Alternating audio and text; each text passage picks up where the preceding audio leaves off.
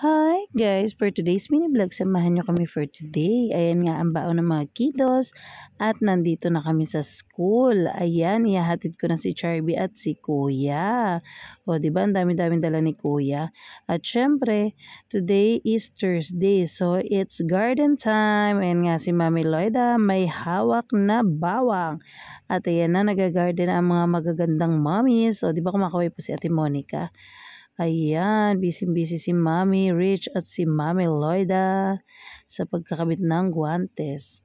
Ayan, nagugupit-gupit yung iba ng mga halaman. Ayan, si Mami Loida lang ang humawak ng sibuyas at bawang. So, tayo ay tagapayong lang ni Madam Loida, diba?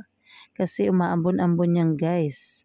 At yan si Marcy, o diba, assistant ng lola mo.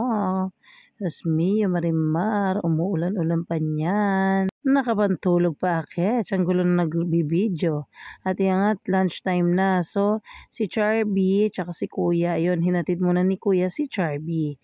Kasi nga, maraming bit-bit. Yan. Then after niya, bumalik sa akin si Kuya para palta ko na rin siya ng damit. At nasilip ko nga tong si Charby sa kanilang room. Nahanap ko, nawawala. Wala pala sa kanyang upuan. Nandun siya sa tabi ni Amber. O, diba? Ayan, busy-busy ang aking anak ko. Tuwan-tuwa at may binili ko sa kanya at nagpapasalamat. O, diba? Ang ganda-ganda ng nakuling-huli si Clark. Nagpe-play ng bag ni Joaquin. At ayan na nga, kumakain ng mga kiddos. Si Ki naman tapos na. Diba? Ang cute-cute ni Amber. Friends daw sila ni Charby. Very good yan, anak. Ayan naman sila lang, napaka-cute.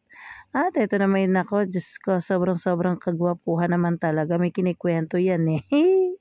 At ayan nga, meron tayong meriendang napakasarap na pangmalakasan. Happy birthday sa bunso mo, Mami Loida, kay Lorraine, o diba?